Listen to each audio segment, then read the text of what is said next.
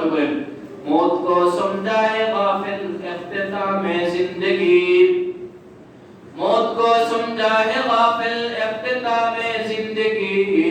दर हकीकत मौत तेरे इब्तिदाए जिंदगी दर हकीकत मौत तेरे इब्तिदाए जिंदगी यहाँ हम सब मुसाफिर है वही आखिर ठिकाना यहाँ हम सब मुसाफिर है वही आखिर ठिकाना कोई आगे रवाना है कोई पीछे रवाना कोई आगे रवाना है कोई पीछे रवाना कभी बोले ओ गाफिल हल তোমরা মনে করিও না মৃত্যু হইলে মনে হয় শেষ হয়ে যাবে না না মৃত্যু হলে শেষ হবে না মৃত্যু হলে মানুষের জিন্দেগীর জীবন মাত্র শুরু হইল এই যে জীবনটা আছে আমরা দুনিয়ার মধ্যে যে বসবাস করতেছি এটা তো মাত্র কিছুদিনের জন্য এটা তো আমরা এটা সফরখানা মুসাফির হিসেবে এসেছি মাত্র কিছুদিন থাকবো আমাদের পূর্বপুরুষরা এক সময় দুনিয়ায় ছিলেন আমরা এখন আছি তারা দুনিয়ার মধ্যে নাই কিছুদিন পর আমাদের উত্তরসূরিও দুনিয়া থাকবে আমরা কিছুদিন পর থাকবো না মাত্র মুসাফিরের মতো আমরা আসছি তো আসছি এরপর তো আমরা চলে যাব আসলে এই জিন্দেগিটা আমাদের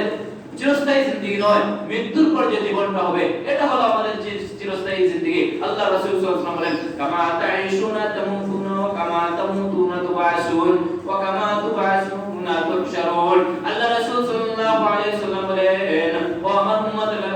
হল যেই পথে জীবনে পরিচালনা করবে ওই পথে তোমাদের মৃত্যু হবে যেইভাবে মৃত্যু হইবে ওইভাবে তোমার কবরের মধ্যে শোয়ানো হবে যেইভাবে কবরের মধ্যে শোয়ানো হবে ওইভাবে কবর থেকে তোলা হবে যেইভাবে কবর থেকে তোলা হবে ওইভাবে তোমার হাসর হবে যদি আমার জিন্দেগিটারে আমরা যদি হারামের উপরে ব্যয় করি তাহলে হারামের উপরে মৃত্যু হবে হারামের উপরে কবর থেকে তোলা হবে হারামের উপরে আমার হাসর হবে যদি হারামের উপরে আমাদের হাসর হয় তাহলে আমরা জান্নাতি না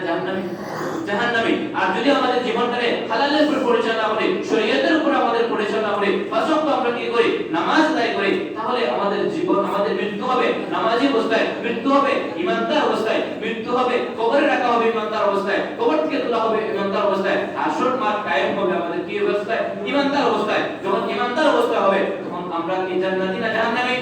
জান্নাতি মুহতারাম হাজিরিন এজন্য আমাদেরকে প্রতিদিন না প্রতিদিন আল্লাহ রাসূল সাল্লাল্লাহু আলাইহি ওয়াসাল্লাম বলেন আকসিরু যিকরা হাযিল লাযাতিল মাউত বান্দা প্রতিদিন মৃত্যুর সাথে বেশি বেশি করে অধিক পরিমাণে কি করো মৃত্যুকে স্মরণ করো